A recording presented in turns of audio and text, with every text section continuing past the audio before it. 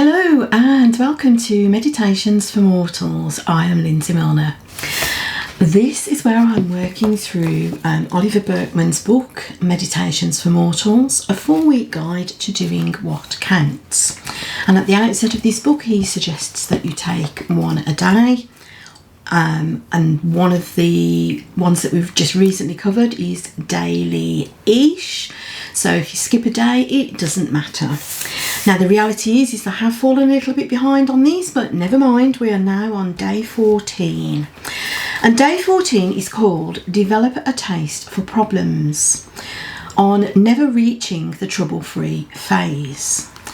And I think this is a really important life lesson.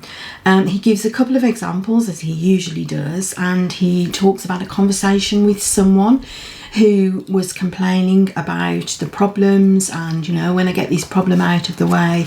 And somebody stopped him and said, did you really think you were ever going to get to a phase in your life where there would be no problems? And another example that he gives is someone at work who realised that actually without the problems, a machine could do the job. It's the problem solving that first of all makes the job more interesting, and secondly means that you actually need some human input to deal with the unexpected things, the problems, the things that you don't expect to occur. And Burkeman's central point in this is that, there will always be problems. He starts the chapter with a quote from an American Jewish comedian, Gilda Radner.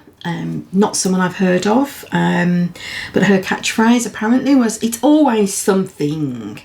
And apparently she took this same attitude, there's always something, to when she developed cancer, and just dealt with it because that's what life had served her, so that's what she had to deal with.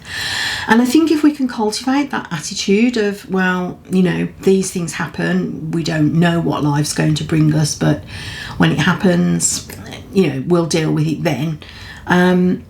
So I think subconsciously, like the guy in the first example, I probably did sort of think, and often do think, when I've got this out of the way, then I'll be able to, whatever it is I think I want to be able to do.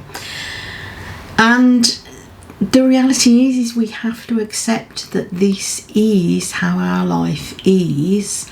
And yes, we can bring in some changes, we can make some changes, but it's never a case of making radical changes. We have to accept our life as it is now and deal with it.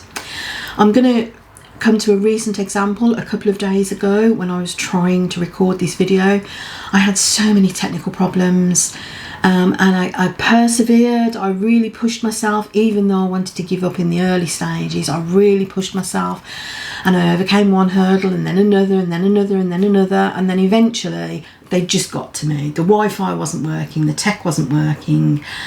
I just ran out of spoons to deal with it. It's just, right, I'm going to put it aside, I'm going to leave it and move on to something else.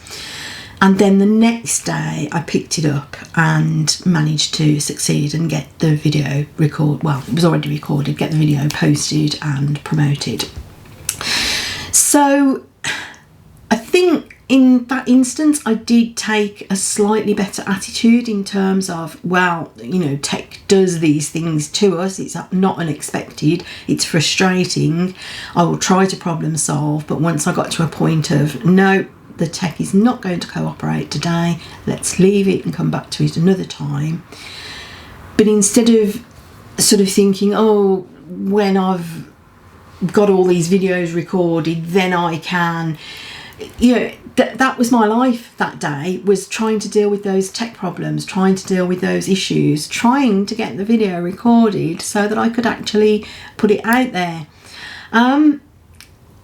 And yes, I do think subconsciously I often do take the attitude of, when I've got this out of the way, then I can relax. When I've got this out of the way, then I can do this other more interesting thing. And the thing that I'm trying to get out of the way, I need to recognise that that is part of my life. It's about living, not living in the future, but living in the moment. This is what's happening now, so let's embrace it. Let's deal with it if it's bringing me problems, because life, as he says in this chapter, is made up of problems. It's always something. What do you think? Do you think this is a subconscious attitude that you are carrying with you, or do you live more fully in the present? Do you enjoy what's happening even if it's frustrating? Do you deal with it?